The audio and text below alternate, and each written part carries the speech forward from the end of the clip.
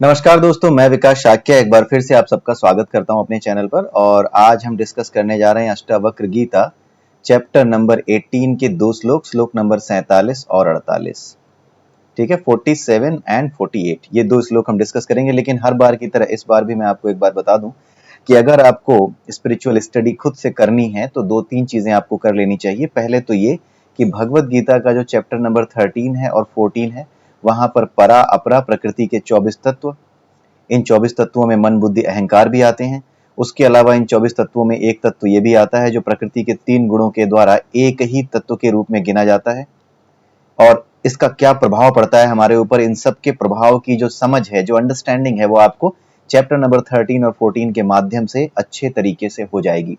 इसलिए भगवत गीता का 13वां और 14वां चैप्टर आप सबसे पहले पढ़ जाइए। ठीक है, हमारे प्लेलिस्ट हमारी पड़ी हुई है हमारे चैनल पर, वहां पर भी आप जा सकते हैं और उस प्लेलिस्ट को देख करके आपको समझ में आ जाएगा कि भगवत गीता हमने एक स्पेसिफिक वे में क्यों पढ़ी है। ठीक है, उसके अलावा केन, मुंडक और मांडुक्य, ऐसे तो उपनिषद कई हैं, लेकिन केन, मुंडक और मांडुक्य ये तीन उपनिषद ऐसे हैं जो कि बहुत ही बेसिक इंफॉर्मेशन आपको देते हैं, बहुत ही बेसिक कॉन्सेप्ट्स आपके क्लियर कर देते हैं, जिसके बाद आपको जो भी स्पिरिचुअल ग्रंथ हैं, चाहे जो भी स्पिरिचुअल स्क्रिप्चर्स हैं, उनको समझने में आपको काफी हद तक हेल्प मिलती है। ठीक है, तो ये आध्यात्मिक स्वाध्याय के लिए काफी उपयोगी है। लेकिन मैं आपको ये बता दूं कि ये केवल और केवल आपकी हेल्प करते हैं चीजों को समझने में। आपको ज्ञान तो हो जाएगा, किताबी ज्ञान हो जाएगा इन चीजों से, लेकिन जो अनुभव होता है, इस ज्ञान का अनुभव करना कि हाँ ये कैसे चीजें काम करती हैं, ये अनुभव आपको बिना गुरु के नहीं हो सकता। ठीक है, गुरु ही आपकी पहचान आपसे कराता है, भले ही आपको कितना भी ज्ञान हो, लेकिन वो जो अनुभव है कि इन चीजों को आप जान तो गए हैं, लेकिन इसे अनुभव कर पाए, आप इसके सत्य को जान पाए, इस सच्चाई को समझ पाए कि ये चीजें काम कैसे कर रही हैं और ये किस तरीके से काम करती हैं, इनका एक विचित्र तरीका है। विचित्र तरीका इसलिए कह रहा हूं क्योंकि आप इन्हें जान तो सकते हैं, लेकिन आप इन्हें एक्सप्लेन नहीं कर सकते। इनकी बड़ी खासियत है, जो इन चीजों को जानता है ना, वो एक्सप्लेन नहीं कर पाता है। उसकी हालत उसकी तरह होती है जैसे एक गूंगा आदमी हो, उसको आप गुड़ खिला दीजिए और उससे पूछिए कि भाई कैसा लगा। वो सिर्फ सिर हिलाएगा, बहुत अच्छा लगा तो इशारों में बताएगा, लेकिन वो शब्दों में नहीं ढाल पाएगा। ज्ञान का सबसे बड़ा जो चरित्र है, या ज्ञान की जो सबसे बड़ी पहचान है, वो क्या है? वो है मौन हो जाना। मौन ज्ञान की अंतिम सीमा है, मौन। जब व्यक्ति को ज्ञान हो जाता है, तब वो जान जाता है कि वो इन चीजों को शब्दों में नहीं पिरो सकता, और वो मौन होकर बैठ जाता है, और मौन होकर के ही वो अपने भीतर ही उसका रस लेता है, उसे अंदर ही अंदर आनंद आता है। बाहर वालों को देख करके वो पागल नजर आता है कि ये क्या बेवकूफ है, क्या बेवकूफी हो गई है इसके साथ, ये पागल हो गया है। लेकिन वो बाहर से बैठा हुआ मौन व्यक्ति भीतर से कितने मजे में होता है, ये कोई नहीं जानता। ठीक है, तो जो ज्ञान है उसकी पहचान ही है मौन। इसीलिए कहा जाता है कि जो ज्यादा ज्ञानी होता है, जो ज्ञानी है वाकई में, जो जानता है, वो इतना नहीं बोलता। लेकिन जो बेवकूफ होते हैं, जो छद्म ज्ञानी होते हैं, वो बहुत बकर करते हैं। ठीक है, अधजल गगरी छलकत जाए, जो आपने सुना होगा, वो इसीलिए कहा गया है क्योंकि ज्ञान मौन देता है, शांत रहना सिखाता है। कहाँ बोलना है, कहाँ नहीं बोलना है, कितना बोलना है और कितना नहीं बोलना है, ये आपके स्वभाव में उतर जाता है। ये आपको किसी को सिखाना नहीं पड़ता, आपको कॉन्शियसली अपने आप को याद नहीं दिलाना पड़ता कि यहाँ पर बोलना नहीं है, यहाँ पर बोलना है। वो आपका स्वभाव बन जाता है, आपकी आदत में आ जाता है। ठीक है, जैसे जब आप गाड़ी चलाना सीखते हैं तो पहले आपको consciously ABC, accelerator, brake, clutch, ये सारी चीजें ध्यान रखनी पड़ती हैं। लेकिन एक दिन ऐसा आता है और आप जानते भी नहीं है कि कौन सा दिन और कौन सा समय था वो, जब आप बिना ये ध्यान रखे कि कहाँ A है, B है, कहाँ C है, कहाँ एक्सीलेटर है, ब्रेक है, कहाँ क्लच है, आप अपने आप गाड़ी को चलाने लगते हो। आपको कोई समस्या नहीं होती, आपकी आदत में, आपके स्वभाव में, आपकी प्रैक्टिस में वो आ जाता है। सब कॉन्शियसली वो चीजें आपसे होने लगती हैं। इसी स्थिति में आना होता है ज्ञान को लेकर भी। ज्ञान के लिए भी यही चीज ट्रू है कि आपको ज्ञान अपने स्वभाव में उतारना पड़ता है, और उसके लिए क्या करना होता है? अभ्यास ही करना होता है। और जब भी आप अभ्यास करते हो तो आपको क्या होता है? अभ्यास करने वाले को परेशानियां तो होती ही हैं, क्योंकि जब आप गाड़ी चलाना सीख रहे हो, तो गाड़ी चलाना जब आप सीखते हो, एक एग्जाम्पल है, तो पहले कुछ दिनों तक क्या होता है कि आप ठीक से चलाना सीख तो गए हो, लेकिन आपको बड़ा कॉन्शियस रहना होता है। अभी आप पूरी तरह से नहीं सीखे हो, सीधे सीधे चला लेते हो, बैक नहीं कर पाते हो, कॉन्फिडेंस नहीं है। चला ले रहे हो, ऐसा भी नहीं है कि चलाना नहीं आता, लेकिन आप मास्टर भी नहीं हुए। तो ये जो बीच की स्थिति है, इस स्थिति में परेशानियां आती हैं। इन्हीं परेशानियों को एक ऐसा व्यक्ति जो ज्ञान के लिए जा रहा है, यानी जो यात्रा कर रहा है, जो जर्नी में है, ये चीजें समझना बहुत जरूरी है। एक वो जो जर्नी में है, जो यात्रा जिसकी चल रही है, वो भी परेशानी झेलता है, ठीक है। और एक वो जिसकी जर्नी शुरू ही नहीं हुई है, जिसकी जर्नी शुरू ही नहीं हुई है, वो भी परेशानियां झेल रहा होता है, लेकिन वो संतुष्ट होता है कि ये परेशानियां स्वभाव से ही आती हैं, ये संसार ऐसा ही है। इनफैक्ट जिसकी यात्रा शुरू ही नहीं हुई है वो कम परेशानी में होता है, और जिसकी यात्रा शुरू हुई है वो यात्रा तो सही कर रहा है, वो रास्ते पर तो सही चल रहा है, लेकिन उसे ये पता होना चाहिए कि उसे परेशानियां आएंगी। इसीलिए अष्टावक्र जी ने जब भी ये जो आज के भी 2 श्लोक हैं, इन 2 श्लोकों में भी हम यही बात करने वाले हैं। इसीलिए अष्टावक्र जी ने ये चीजें समझाने का प्रयास किया है कि जो भी अपनी यात्रा में है वो घबराए ना, उसको समस्याएं आएंगी ही आएंगी, लेकिन जो लक्ष्य तक पहुंच गया, जो यात्रा कर रहा है और करते करते लक्ष्य तक पहुंच गया, अपने टारगेट तक पहुंच गया, उसकी जिसकी यात्रा पूरी हो गई, वो आनंद से वहां बैठ जाता है, क्योंकि उसकी यात्रा पूरी हो गई, उसे अब कुछ नहीं करना, उसे परेशानियां भी नहीं मिलेंगी। लेकिन जिसकी यात्रा पूरी नहीं हुई, जो अभी भी आगे बढ़ रहा है, उसे रास्ते में आने वाली परेशानियां तो झेलनी ही पड़ेंगी, ठीक है। वही चीज यहाँ पर समझाई जाती है। अष्टावक्र गीता में सबसे ज्यादा जिस बात को समझाया गया है वो इसी बात को समझाया गया है कि जब आप जर्नी में होते हैं, यात्रा में होते हैं, तो वो परेशानियां आएंगी, और वो परेशानियां आने का मतलब ये है कि अभी आपकी यात्रा पूरी नहीं हुई, यानी अभी आप ज्ञानी नहीं बने हैं, ज्ञान के लक्ष्य को प्राप्त नहीं किया है। अभी आप ज्ञानी की यात्रा में हैं, ज्ञान की यात्रा में हैं। और जब तक आप ज्ञान की यात्रा में हैं, तब तक आप तरह तरह की बातें करेंगे, वाद विवाद करेंगे, दूसरों के बीच आप कूद पड़ेंगे, कहीं बात हो रही हो तो आप मौका खोजेंगे कि कैसे मुझे मौका मिल जाए और कैसे मुझे बोलने का अवसर मिले।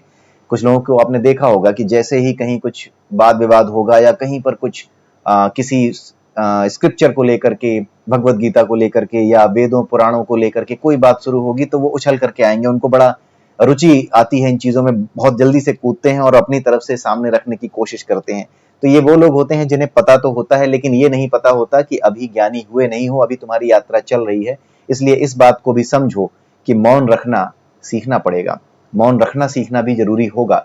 जो कुछ बोलना होगा, जो कुछ जानना होगा, वो आपको स्वयं पता चल जाएगा कि आपको कितना बोलना है और कितना नहीं बोलना है, ठीक है।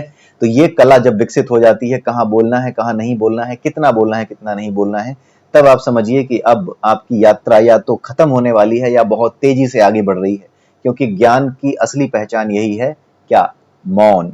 जो मौन हो गया वही ज्ञानी है, और जो बकर करता है वो ज्ञानी नहीं है, वो बहुत बड़ा वाला अज्ञानी है और बहुत बड़ा बेवकूफ भी होता है कई बार। जो अधजल गगरी छलकत जाए वाला हिसाब किताब जो हमने बताया, वो कई तरह की बातें भी करता है।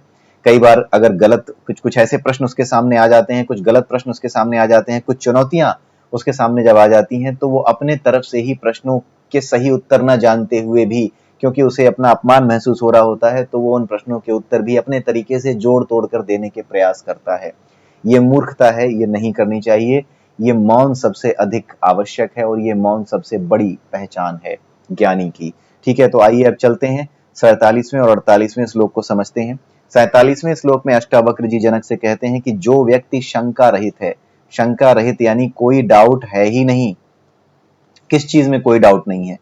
इस चीज में कि शरीर के 5 कोश होते हैं, अंतःकरण होता है, इस अंतःकरण में वासनाओं के बीज होते हैं, वासनाएं होती हैं।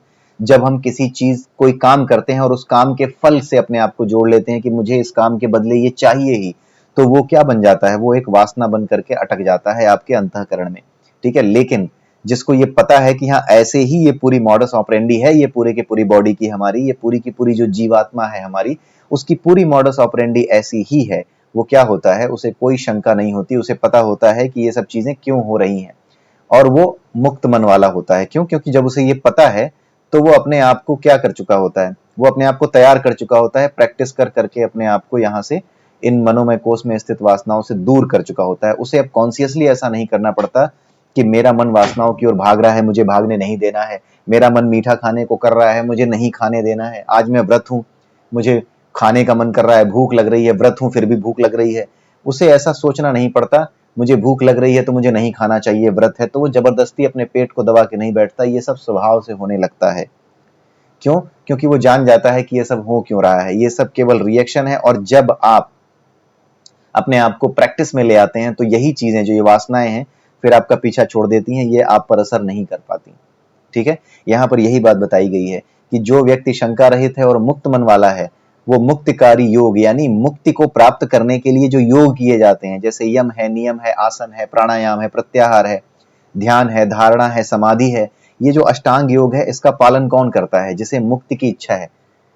और इनका जो पालन कर रहा है वो कौन है? वो है जिसकी यात्रा अभी चल रही है, जो अभी पथिक है, जो यात्री है, अभी मंजिल पे नहीं पहुंचा है। ये वो लोग हैं, ये वो लोग हैं जो यम नियम इन चीजों को पालन करते हैं आग्रह के साथ, यानी जानबूझकर, यानी कॉन्शियसली करते हैं कि मुझे ये काम करना है, पता होना चाहिए, याद रखते हैं कि मुझे ये काम करना है, मुझे ये नहीं करना है। उन्हें याद रखना पड़ता है कि यम में इतनी चीजें बताई गई हैं, नियम में इतनी चीजें बताई गई हैं कि ना करो, यम में बताई गई हैं इतनी चीजें करो।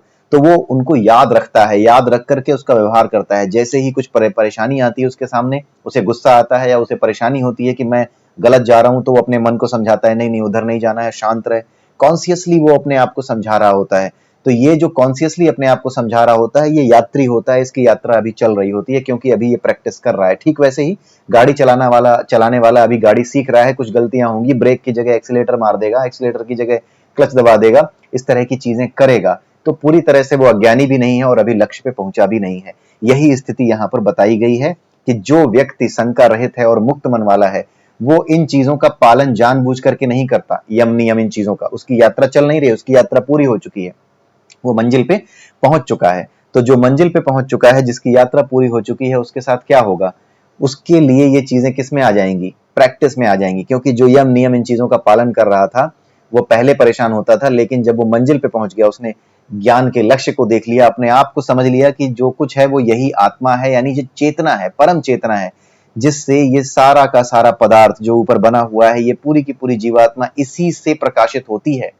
जब वो ये जान जाता है कि इसी से सब कुछ होता है, तभी क्या होता है? वो मुक्त हो जाता है, शंका रहित हो जाता है। शरीर में रहते हुए भी वो मुक्त मनुष्य की तरह व्यवहार करता है।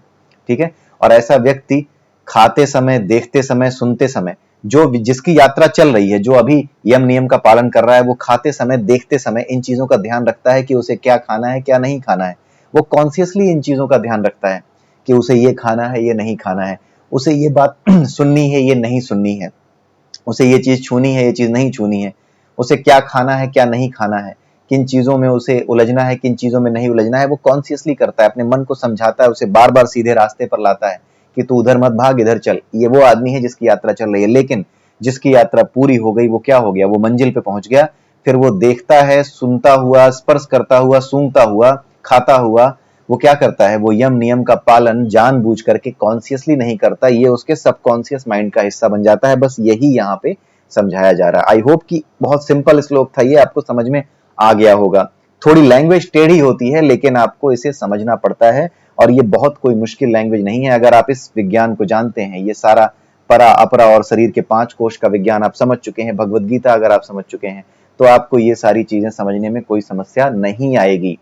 कुल मिलाकर के कॉन्शियसली और सबकॉन्शियसली जो चीजें होती हैं, उनका डिफरेंस यहाँ पर आपको समझना है। जो ज्ञानी है वो सब कॉन्शियसली सारे काम करता है, और जो अज्ञानी है या जिसकी यात्रा अभी चल रही है, जो अभी ज्ञानी नहीं हुआ है, ज्ञान के लक्ष्य तक नहीं पहुंचा है, लेकिन थोड़ी बहुत चीजें उसे पता है, अभी वो पूरी तरीके से अपने स्वभाव में, प्रैक्टिस में नहीं उतार पाया है। कभी उसको गुस्सा भी आ जाता है, कभी उसकी जीभ जो है वो स्वाद की तरफ भाग जाती है, जो नहीं खाना है उसे भी खा लेता है। किसी किसी दिन वो जो चीजें कभी वो फास्ट रखता है, तो फास्ट रखने के बाद क्या होता है, उसका जो है शरीर जो है उसको जवाब दे जाता है, और वो क्या करता है, वो कहता है कैसे रोकूं अपने आप को। कभी कभी रोक लेता है, कभी कभी खा लेता है।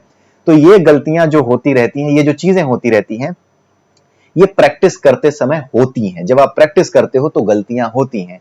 आप क्रिकेट खेल रहे हो, प्रैक्टिस कर रहे हो, अभी अभी इतने अच्छे प्लेयर नहीं बने हो, तो कई बार होता है कि बहुत सी ऐसी गेंदें जो कि आपको खेल लेनी चाहिए, जो कि ऐसी गेंदें हैं जो कि फेंकी जाती हैं इंटरनेशनल क्रिकेट में, आप उनको झेल नहीं पा रहे हो, तो अभी आपको वो प्रैक्टिस करनी पड़ेगी। और जब आप प्रैक्टिस करोगे तो हो सकता है कि उन अझेल गेंदों में आप आउट हो जाते हो, आपके स्टंप्स उड़ जाते हो। तो ये सब होता रहता है कब? जब आपके सबकॉन्शियस माइंड में ये चीजें फीड नहीं होती। और सबकॉन्शियस माइंड में चीजें कैसे फीड होती हैं? अभ्यास से। इट्स ओनली प्रैक्टिस, अभ्यास से ही ये चीजें आपके जो उसमें सबकॉन्शियस माइंड में वो जा करके बैठ जाती हैं। और जब वो सबकॉन्शियस माइंड में बैठती हैं, तो ये आपकी कोशिश नहीं होती, आप सिर्फ अभ्यास करते हो। अभ्यास करने के बाद ये नेचर का गुण है कि जिस चीज का अभ्यास करोगे उसी चीज में आपको परफेक्ट बना देगी। ये नेचर करती है, ठीक है। और इस तरीके से करती है कि गाड़ी अगर आज आपने सीखी है और 2 साल बाद 3 साल बाद भी बिना चलाए गाड़ी अब उठाएंगे 3 साल बाद, तो आपको दिक्कत नहीं आएगी, आप गाड़ी चला पाएंगे, भूलेंगे नहीं। क्यों? क्योंकि प्रैक्टिस जिस तरीके से आपको सबकॉन्शियस माइंड में चीजें डालती हैं आपके, वो फिर वहां से हटता नहीं है। जो कुछ अभ्यास से अर्जित किया गया है वो कभी आपके जीवन से जाता नहीं है, वो आपको याद रहता है।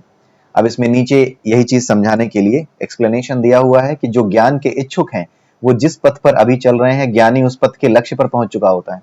जो ज्ञान की इच्छा रखता है वो अभी चल रहा है, लेकिन जो ज्ञानी हो गया है वो व्यक्ति होता है जो उसके लक्ष्य तक पहुंच चुका है। भाई हर रास्ता किसी टारगेट की तरफ जाता है ना, तो जो ज्ञानी होता है वो उसके टारगेट तक पहुंच चुका होता है। इसलिए ज्ञान की चाह रखने वाले यम नियम का सचेत होकर यानी कॉन्शियसली पालन करते हैं, लेकिन जो ज्ञानी है वो इसका अभ्यस्त हो जाता है, यानी ये इसके सबकॉन्शियस माइंड में फीड हो जाता है। अतः वह इन्हें जानते हुए नहीं कर रहा होता, बल्कि यम नियम इत्यादि उसका स्वभाव बन जाता है। यानी जो भी यम नियम है, ये करना है ये नहीं करना, ये उसकी आदत में आ जाता है। उसको सोचना नहीं पड़ता कि ये मैं करूं, क्या इसके बारे में लिखा है, इसके बारे में तो लिखा है कि ये नहीं करना चाहिए, चलो मैं नहीं करूंगा, ऐसे सोचना नहीं पड़ता, सबकॉन्शियसली होने लगता है। यही बात यहाँ समझाई गई है। सबसे अधिक जो बात अष्टावक्र गीता में अष्टावक्र जी ने समझाई है वो यही कॉन्सेप्ट है। अलग अलग तरीके से बार बार उन्होंने यही बात समझाने की कोशिश की है। एक वो जो यात्रा में है और एक वो जिसकी यात्रा पूरी हो चुकी है, दोनों का अंतर समझाने का प्रयास किया है। और इन दोनों का अंतर समझाने का केवल एक उद्देश्य है कि अगर आप पूजा पाठ से, योग से या ध्यान से या ज्ञान से किसी भी तरीके से जब आप आगे बढ़ते हैं तो ये चीजें होंगी कि आपसे गलतियां होंगी, लेकिन आप उससे चिढ़े नहीं, आप उससे परेशान ना हो। ये नॉर्मल प्रकृति है, नॉर्मल नेचर है, ये यूजुअल बिहेवियर है नेचर का कि वो ऐसे ही करती है, ऐसा ही होता है। यही तो होता है जब आप किसी भी चीज को सीख रहे होते हो तो गलतियां होती हैं, बार बार गलतियां होती हैं, ठीक है। लेकिन एक दिन जब आप अभ्यस्त हो जाते हो तो गलतियां होना बंद हो जाती हैं, वो आपके सबकॉन्शियस माइंड में फीड हो जाता है, आपका वो नेचर बन जाता है, आपका वो स्वभाव बन जाता है, आपको सोचना नहीं पड़ता, आप सबकॉन्शियसली ही वैसा करने लगते हो, ठीक है। बस यही चीज बार बार यहाँ समझाई जाती है ताकि लोगों को ये भ्रम ना हो कि ऐसा तो नहीं है कि ये जो चीजें जो यम नियम का पालन कर रहे हैं, ध्यान पूजा पाठ जो कर रहे हैं वो बेवकूफ हैं। ये ही समझाने के लिए कि वो बेवकूफ नहीं है, वो यात्रा में है। जब वो यात्रा में पहुंचेंगे, लक्ष्य तक पहुंचेंगे, तब उनको इन चीजों की जरूरत नहीं पड़ेगी, लेकिन यात्रा जब तक चल रही है तब तक इन चीजों की जरूरत पड़ेगी और इसीलिए इन चीजों का महत्व है। क्लास 2 में या क्लास 3 में एक बच्चा टेबल्स रटता है, 2 1 2 2 2 4 बिना सोचे उसे रटाई जाती हैं, लेकिन एक समय के बाद जब उसे कॉन्सेप्चुअली समझ में आ जाता है, जब उसकी बुद्धि उस स्तर पे आ जाती है कि ये चीजें कैसे काम करती हैं, मल्टीप्लिकेशन कैसे काम करता है, वो जान जाता है कि मल्टीप्लिकेशन ही ये टेबल्स बनाते हैं, मल्टीप्लिकेशन से ही हम ये टेबल बनाते हैं, तो फिर उसे उन चीजों को जानने की जरूरत नहीं रह जाती। फिर वो रोज पहाड़े याद नहीं कर रहा होता। क्या हम और आप आज की डेट में टेबल्स याद कर रहे हैं? नहीं, हमें तो पता है कि टेबल्स हमें जरूरत पड़ेगी तो मल्टीप्लाई कर लेंगे, ठीक है। तो इस तरीके से ये चीजें काम करती हैं, हमें तो पता है कि हम, लेकिन क्या जो बच्चा था जो 2 की टेबल या 3 की टेबल याद कर रहा था, उसे जबरदस्ती याद कराई जा रही थी, रटाई जा रही थी, क्यों? क्योंकि रटना उसके लिए ज्यादा आसान था बजाय इसके कि हम उसे ये कठिन कॉन्सेप्ट समझा पाते। ठीक उसी तरीके से ये जो शास्त्र हैं, इनमें जो कॉन्सेप्ट दिए गए हैं ये टफ हैं, इसीलिए इनको ईजी करने के लिए क्या किया जाता है कि थोड़ा सा सिंपल करने के लिए वही बच्चों को जो रटाया जाता है उसी रटाने वाली पद्धति पर ही ये चीजें उनसे कह दी जाती हैं कि चिंता मत करो, तुम सिर्फ ये करो, पूजा करो और भगवान में पूरा विश्वास रखो। तुम ध्यान करो, ध्यान करते समय कुछ और मत सोचो, जो मैं कह रहा हूं उसे पूरी तरह से मानो और कुछ मत सोचो, कोई लॉजिक कोई तर्क मत दो। ठीक उसी तरीके से जिस तरीके से बच्चे को आप कहते हैं कि 2 1 2 ही क्यों होता है, 2 2 4 ही क्यों होता है, तू मत पूछ, तू बस याद कर। तो ये जो तरीका है चीजों को सीखने का वही यहाँ पे लागू होता है। बट कुछ पॉलिटिकल कारणों से और कुछ मूर्ख लोगों की सोच की वजह से क्या होता है कि लोग इन चीजों को समझ नहीं पाते और सनातन धर्म जो है वो हमारा इसी तरीके से धक्के खाता रहता है। लेकिन वो धक्के नहीं खा रहा, असल में धक्के हमें खाने पड़ जाएंगे अगर ये चीजें हमने नहीं समझी तो। आइए 48वां श्लोक देखते हैं। 48वां श्लोक भी बड़ा सिंपल है। यथार्थ ज्ञान, यही वाला ज्ञान, परा अपरा, ठीक है। शरीर के 5 कोश, सबसे अंतिम कोश में आपका जो आत्मा है, जो परम चेतना है, जो परम ऊर्जा है, जो इसको जानता है, इस पूरे कॉन्सेप्ट को जानता है, उसी को यथार्थ ज्ञान कहा गया है। इसी कॉन्सेप्ट को जानना यथार्थ ज्ञान है। और इस यथार्थ ज्ञान को सुनने मात्र से हर कोई सुन करके भी नहीं हो जाता। सुनने मात्र से यानी सुनने की बात जब की जा रही है तो सुनने का मतलब है कि सुनना आना चाहिए। कुछ लोगों को सुनना आता नहीं है, वो सुन तो रहे होते हैं लेकिन दिमाग में चल कुछ और रहा होता है। मैं सामने वाले से कुछ और डिस्कस कर रहा हूं, लेकिन वो मुझे कुछ समझाने की कोशिश भी कर रहा है, लेकिन मेरे दिमाग में कुछ और चल रहा है। मैं उसकी बातें सुन तो रहा हूं कान से, लेकिन वो कान से होकर के दिमाग तक, मेरे मस्तिष्क तक, मेरे मन तक नहीं पहुंच रही। वो यहीं से बाहर जा रही हैं। क्यों? क्योंकि मेरे दिमाग में कुछ और बैठा है और मैं उसे जल्दी से जल्दी पूछना चाहता हूं जो मेरे दिमाग में चल रहा है। मैं उसके कॉन्सेप्ट्स को, उसकी बातों को अपने दिमाग में चल रही बातों के साथ फिट करना चाहता हूं। ये सबके साथ होता है और इसीलिए मैं वेट कर रहा हूं कि कैसे ही ये चुप हो या ना भी चुप हो, मुझे सही मौका मिले तो वहीं पे कूद पड़ूं। तो ये सुनना नहीं होता है। सुनने का मतलब होता है पूरी तरीके से सरेंडर होकर के सुनना। ठीक है? अगर आपको, सपोज एक एग्जांपल है, अगर आपको मैथमेटिक्स आती भी है, कोई टॉपिक है, जैसे आप मान लीजिए इंटीग्रेशन है या डिफरेंशिएशन है, एक मैथमेटिक्स का टॉपिक है। सपोज आप इंटीग्रेशन जानते हैं, कुछ लेवल तक जानते हैं, लेकिन आपको कुछ परेशानियां हो रही हैं। ठीक है? अब आप क्या गए, किसी टीचर के पास गए। अब वो टीचर के पास जाने के बाद आपके जो आधे अधूरे कॉन्सेप्ट हैं, उन आधे अधूरे कॉन्सेप्ट्स के जरिए आपने सवाल पूछने शुरू किए। टीचर कुछ और बता रहा है, आप बीच में घुस जाते हो कि सर ये तो ऐसे होता है, मैंने तो कुछ ऐसे समझा है। तो ये सुनने का तरीका नहीं होता। जब आप सुनते हैं तो सुनने का तरीका ये होता है कि पूरी तरह से सरेंडर हो जाइए। सामने वाला जो कह रहा है ना, उसके अलावा और कुछ आपको सुनाई नहीं देना चाहिए। आपके दिमाग में जो चैटर चल रही है, आपके माइंड में जो चैटर चल रही है, वो चैटर भी शांत हो जानी चाहिए। अपने आप को शांत करने का मतलब होता है उस माइंड में चलने वाली चैटर को शांत करना। मुंह से शांत होना नहीं है। माइंड में चैटर चल रही है तो मुंह से शांत होने से कोई फायदा नहीं होगा, बल्कि और दिक्कत होगी। दिमाग में अगर चैटरिंग चल रही हो और आप मुंह से बोलना बंद कर दें, समहाउ आपको डर हो किसी चीज का या कोई समस्या ऐसी हो कि आप बोल नहीं पा रहे, लेकिन दिमाग में गुस्सा चढ़ा बैठा है, मन में गुस्सा आ रहा है, दिमाग मतलब मन मन में जो है वासना भरी हुई है कि मैं इसे मार दूं, मौका मिले तो इसको बहुत अच्छे से कूटूं। अगर ये बातें हैं, या इसको सुना दूं, फिर भी आप सुना नहीं पा रहे क्योंकि परिस्थितियां वैसी नहीं है, तो मन में जो चैटर चल रही है वो आपको ज्यादा नुकसान पहुंचाएगी, बजाय इसके कि आप मुंह से कुछ ना बोलें, बजाय इसके कि आप मुंह से कुछ बोल दें। मुंह से बोलना ज्यादा अच्छा है जब मन में चैटर चल रही हो। कम से कम मन का वो गुबार निकल जाता है, उससे शांति मिलती है। ठीक है? लेकिन ये जरूरी नहीं है कि ऐसा किया जाए। ठीक है? इसके लिए सुनना सीखना पड़ता है। जहां पर बोलना जरूरी नहीं है वहां ना बोलना, जहां बोलना जरूरी है वहां पर कायदे भर बोलना। जिसने इस कला को सीख लिया वही मुक्त हो गया, वो सही रास्ते पे है कुल मिलाकर के। ठीक है? तो यथार्थ ज्ञान के सुनने मात्र से, यानी सुनना यानी सरेंडर कर जाना। सामने वाला जब कुछ बता रहा है तो कुछ और दिमाग में चैटर होना ही नहीं चाहिए, आना ही नहीं चाहिए। एकदम किनारे रख दीजिए। जब बात पूरी हो जाए तब उसकी बातों को सुनने के बाद अगर आपके दिमाग में कोई चैटर चल रही थी तो निश्चित मानिए जो चैटरिंग चल रही थी, उस चैटरिंग में से 30 to 40% के उत्तर आपको मिल चुके होते हैं, अगर आप सुनना सीख जाते हैं तो, अगर आप सरेंडर होकर के सुनते हैं तो। और उसके बाद जो कुछ बाकी बचा हुआ है, उस चीज को सही अर्थों में, मतलब उस चीज को सही लफ्जों में, या ये कह लीजिए कि सही तरीके से आर्टिकुलेट करके आप सामने रख पाते हैं। आपको आर्टिकुलेट करना आ जाता है, आप सही आर्टिकुलेट करते हैं, सही क्वेश्चन पूछ पाते हैं। सही प्रश्न पूछना भी जरूरी है। प्रश्न पूछने से कहीं ज्यादा जरूरी है सही प्रश्न पूछना। प्रश्न पूछना पहली स्टेज है, लेकिन सही प्रश्न पूछना तब आता है जब आप सुनना सीख जाते हैं। तो यहां सुनने की बात इसीलिए की गई है क्योंकि सुनना एक कला है। ये सिर्फ कान का काम नहीं है कि कान खोले और पर्दे पे पढ़ने दो, मैकेनिकल काम नहीं है ये। सुनना एक फिलोसॉफिकल काम भी नहीं है, सुनना मैकेनिकल काम भी नहीं है। सुनना एक ऐसा काम है जहां पर आप अपने अस्तित्व को सामने वाले के साथ जोड़ देते हो, समर्पित कर देते हो। ऐसा होना चाहिए कि जो कुछ सामने वाला बोल रहा है वो नहीं बोल रहा, वो मेरे अंदर से ही वो विचार आ रहा है। अब उस विचार को मुझे सुनना है, उसको समझना है कि क्या विचार आ रहा है। जैसे हमारे अंदर भी अच्छे और बुरे विचार आते हैं, हम कभी अपने आप को मना नहीं करते कि तेरे अंदर ये बुरा विचार आ रहा है, रुक।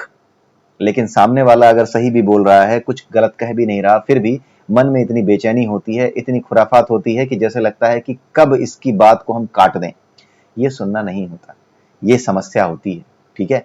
तो इसी वजह से समस्या लोगों को होती है, और यही हमारे समाज में और पूरी दुनिया में आज के समय जो बवाल चल रहा है ना, उसका यही कारण ही है।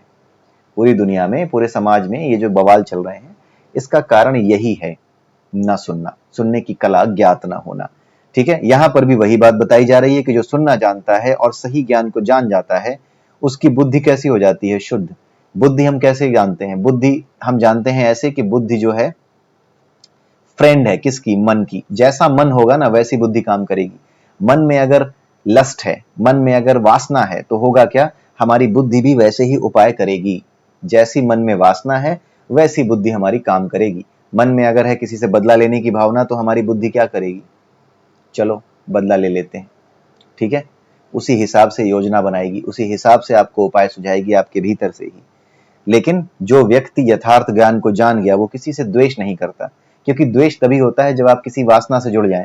कोई चीज आपने ऐसी कर ली कि मैं ये करना चाह रहा था, इस आदमी ने मेरे काम में अड़ंगा लगा दिया, इसने रोक दिया, मैं इसको देख लूंगा। तो जैसे ही ये भाव आता है इसने रोक दिया, वैसे ही आपके अंदर द्वेष पैदा होता है। जब आप इन चीजों से फ्री हो जाते हैं कि कोई भी काम ना तो आप करते हैं, जो कुछ आता है आपके स्वभाव के अनुसार आ रहा है, इस नेचर में, इस प्रकृति में जो भी काम है वो अकेले आप नहीं कर रहे, वो पूरी की पूरी नेचर, पूरी की पूरी प्रकृति मिलकर और लोगों के साथ मिलकर के आपके काम पे भी असर डालती है। आप ऑफिस से निकलते हैं, ऑटो करते हैं, ठीक है, ये जो ऑटो कर रहे हैं, आप ऑफिस से निकल रहे हैं, तो क्या आप ऑफिस से निकले और आप ऑटो से घर पहुंचे, क्या ये आपके अकेले का काम है? नहीं। जब आपने अपने मोबाइल से ऑटो बुक किया या फोन करके किसी ऑटो वाले को बुलाया, तो उस समय पे आपका मोबाइल नेटवर्क काम कर रहा है। मोबाइल नेटवर्क के पीछे, उस नेटवर्क के पीछे कुछ लोग बैठे हुए हैं जो उस नेटवर्क को मैनेज कर रहे हैं। वो नेटवर्क चल क्यों रहा है? बिना लाइट के, बिना पावर के वो नेटवर्क नहीं चल रहा है, तो कुछ लोग पावर सप्लाई इंश्योर कर रहे हैं, आप उन्हें जानते भी नहीं हैं, ठीक है। उसके बाद ये ऑटो वाला ये आकर के मना कर दे, इसने भी मना नहीं किया, आपको लेकर गया। तो एक छोटा सा काम जो बड़ा टुच्चा सा है कि आपको ऑफिस दिखने बड़ा टुच्चा सा है कि ऑफिस से निकले, फटाफट ऑटो किया और पहुंच गए घर पे, इस छोटे से काम में भी देखिए आप कितने लोग इन्वॉल्व हैं। इन सब का असर आप पर पड़ता है। जो इस बात को समझ जाता है कि अकेले मैं कोई कर्म नहीं कर रहा, इस दुनिया का कोई आदमी अकेले कर्म नहीं कर रहा, इस दुनिया में, इस नेचर में जैसा जैसा एनवायरनमेंट बन गया है, जैसी प्रकृति बन गई है, मनुष्य ने अपनी कोशिशों से जैसा एनवायरनमेंट अपने चारों तरफ क्रिएट कर लिया है, उसी के अनुसार कर्म प्रकट होते हैं और उसी के अनुसार सारे कर्म होते हैं। और ये हम नहीं करते, अकेले हम नहीं करते, इसमें कई लोगों का योगदान होता है। ये पूरी की पूरी प्रकृति मिलकर के ये काम हमसे करवाती है। तो जो इस बात को जान जाता है, इस नेचर को समझ जाता है, वो जानता है कि क्या करना है क्या नहीं करना है, इसके बारे में सोचने की जरूरत नहीं है। इसकी प्रैक्टिस जब वो कर रहा होता है तो परेशानी आती है, जो हमने पिछले श्लोक में समझा।